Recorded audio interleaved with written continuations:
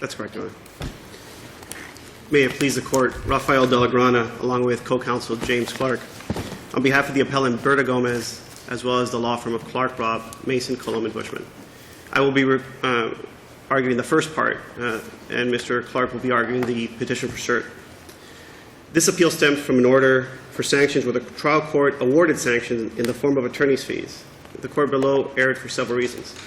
First, and the reason we believe that this court can reverse without going into the facts of the case, is the fact that the order awarding sanctions and the hearing that that order was based on was simply argument by counsel and an unsubstantiated email, unverified in any way. There is case law in the state of Florida out of the Fourth and Second Circuit which state that where what's our standard of review on this? The standard of review is abuse of discretion. And the issue there... So the real question comes, how many times do you have to ask a question to get just a straight answer? We don't, with respect to Your Honor's question,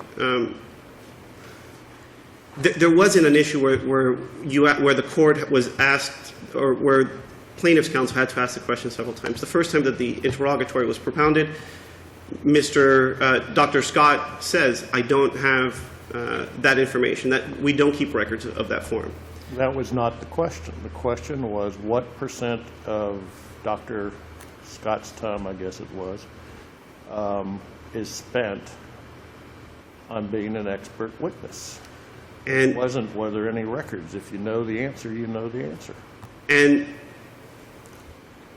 what? Our contention is that Dr. Scott answered candidly and said, I don't keep those records. I can't give you an honest response. So that if you don't have a record, you don't have to answer a question? I don't believe that's the position. Isn't that's the law that you want? It's sort of like, well, here's the record. It was found in the lawyer's file, but it is not authentic.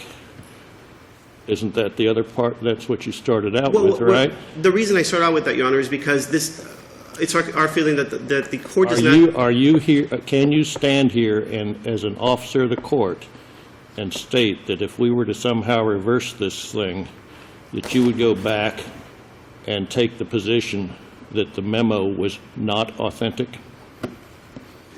The position as an officer of the court that I take in that regard is that the trial court below, the judge hearing... Answer my question, counsel. I cannot speak as to the authenticity of that record.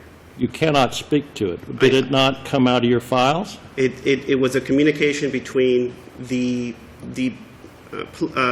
doctor's paralegal and Mr. Bushman's paralegal. And you're in the Bushman firm, right? I am in the Bushman firm, Your Honor.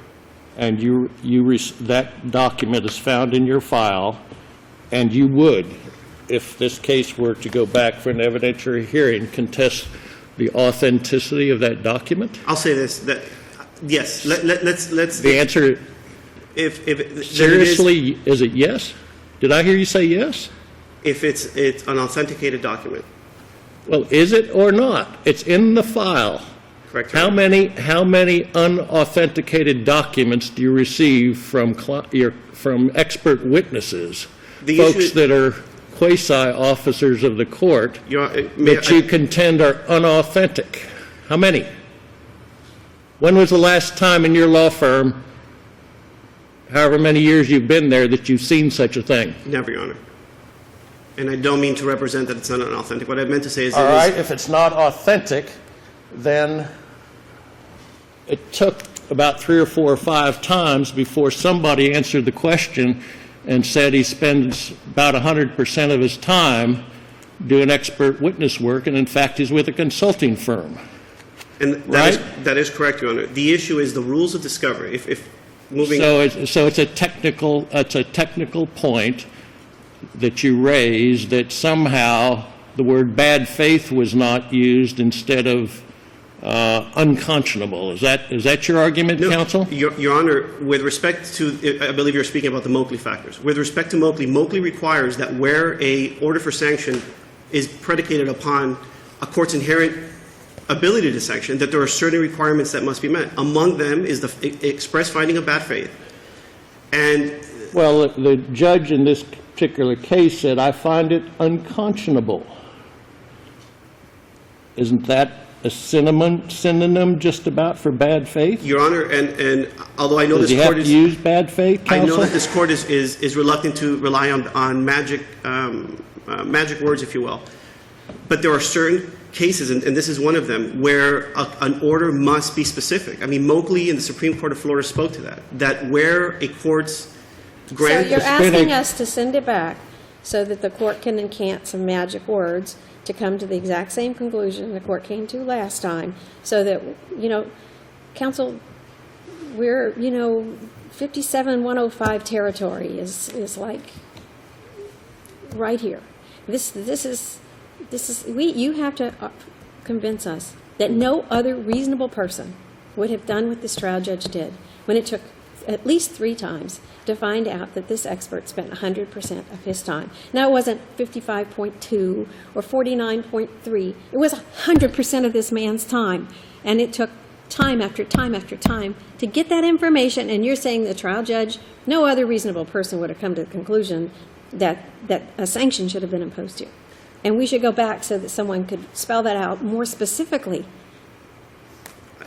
Your Honor, our reliance is on the Florida Supreme Court's holding of Moakley. And Moakley and the cases... What about Rule 1.380, counsel? Rule 1.380 would if it is a discovery violation, if that's what Your Honor is saying, then Rule 1.380... Well, what about Rule 1.380 on a motion to compel? How many orders were there ordering this to be answered? There was one motion to compel, after which the defendant provided the answer essentially, 90 to 95%. And that's where I wanted to take the court. Rule 1.280. 380. No, yes, Your Honor. But Rule 1.280 requires only that an approximation of an expert's time be given, an approximation. There was no approximation. There were about 3 or 4 times when it wasn't answered at all. When the court finally... I guess the first motion might have been styled a motion for sanctions, but it was probably a motion to compel. Would you not agree? Because you have to have an order compelling before you can sanction somebody. Is that not the law? Your Honor, typically? the first order Am was... I correct on that, counsel? I'm sorry. Can you repeat that, Your Honor? Listen to my question. Yes, Your Honor. Do you not ordinarily need an order granting a motion to compel before there are sanctions? I believe you do, Your Honor. All right. So you had a motion for sanctions that may have been a motion to compel. You had a second motion to compel, as you just mentioned, and 2 or 3 orders that this question be answered. And what does Rule 1.380A4 say, counsel? Rule 1.3... I'll help you out. Yes, Your Honor. It says, if the motion is granted, which it was 3 or 4 times, and after opportunity for hearing, which there was, the court shall require the party to pay costs. Your Honor, that is correct. However... That is mandatory. The trial judges seem to sort of honor it in the breach, because they'd be doing it so often that they'd need an accountant probably down there for every judge.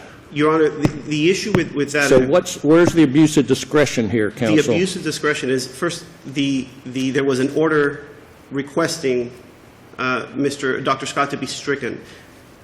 The order came from there, at which time Mr. Bushman and Dr. Scott answered the interrogatory by saying it 90 to 95%. Again, it goes back to the approximation, that the rule only requires an approximation, not an exact figure.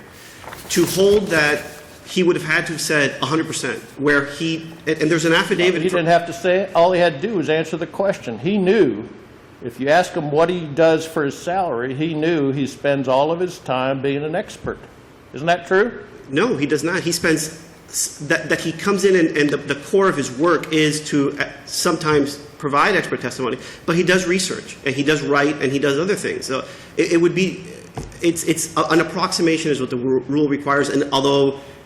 It took a couple of questions to clarify, first that he didn't have the exact figures. He gave the ultimate answer of 90 and 95%, which is an approximation. That's the whole point, ultimate answer, and in the midst, he could have done it the first time, right? I don't believe he could have given it. Why couldn't he? Didn't he know the first time that question came out? Did he not know what he did for a living? Well, first... Did he? He knows what he did for a living, yes. Does he know what percentage of the time he spends? The way that the question was... Didn't somebody in his shop send an email saying essentially 100% long before this interrogatory was answered? Yes, Your Honor. Ms. Ginn, the So paralegal. Has there been a motion for sanctions filed here, 57105, for your filing of this appeal? No, Your Honor.